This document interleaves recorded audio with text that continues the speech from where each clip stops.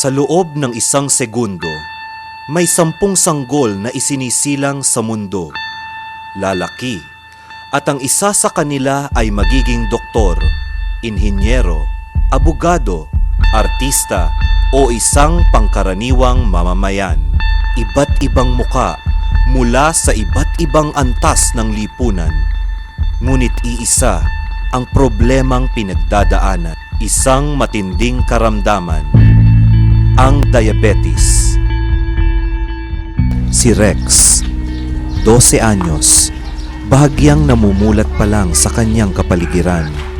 Sariwa pa sa kanyang alaala nang una niyang naramdaman ang epekto ng kanyang sakit. Noong April 2002 po, tapos po nung umaga po, pagkabangon ko po, nandidilim po paningin ko at nahihilo po. Sa kabila ng kanyang kamusmusan, batid na niya ang kanyang mga limitasyon at pasakit na dala ng kanyang karamdaman. Naisip ko po na hindi ko na po magagawa nung kayang gawin ng ibang bata po. Tulad ng masyadong paglalaro po, tsaka po kumain po ng matatamis. Hirap kasi ang hirap na nga ng buhay namin. Karoon pa siya ng sakit na na talagang habang buhay ng kailangan ng gamot. Tulad ng insulin ng mahal, gano'n lang kinikita ng mister ko sa pagka-tricycle. Maliit lang, sapat lang sa pagkain namin. Kaya yung gamot niya, minsan naghahagilap ako kung saan. Pagka, nakakabili naman kami sa isang buwan, minsan napapanis naman dahil wala kaming rep, lalagay na namin sa baso. Kaya hindi umaabot ng isang buwan, naghahagilap na naman ako. Pinagmamasdan ko siya. Minsan naiiyak ako pagka nakikita ko yung mga braso niya, nakakaturok. Ng araw-araw, 2 beses. Kaya yun, naawa rin ako, baka mamala siya. Minsan po nasasaktan po ako kasi po, 1 linggo po namin ginagamit yung syringe kasi po minsan po wala po kaming pambili. Si CJ, mayaman at varsity ng swimming sa kanyang paaralan.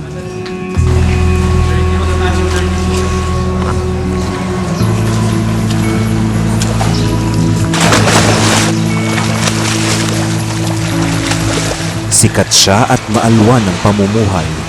I accepted that I have diabetes because I am used to it, and I sometimes envy other kids because they can do whatever they want. But I can still do other things that I'm best, like swimming and drawing. Most likely studies.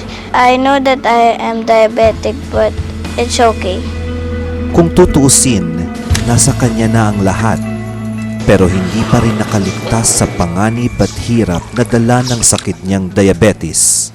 Sabi nga nila, it's okay for CJ to have diabetes, but I think it's so unfair. It's not okay for you or to even any other member of the family to have this kind of sickness or disease. Siyempre, as a mom, it hurts me more. Kasi di ba, like simple things that other kids can do, like eating cakes or eating candies, syempre, hindi nagagawa yun ni CJ. But despite him having DM, we get by because we know what to do. Si Aling Ara, 64 na, isang kahig, isang tuka. Sinisikap na mapagkasya ang kita nilang mag-asawa para mabuhay ang mga anak at matustusan ang pang-araw-araw nilang gastusin. Noong 2001, kasi nagkasugat ako na hindi gumaling-galing. Nung pinadoktoran ko, doon ko nalaman na may diabetic nga. Patapos nun, siyempre, malungkot at forever daw hanggang nabubuhay ako. Magagamot na ako. Naghirap kami.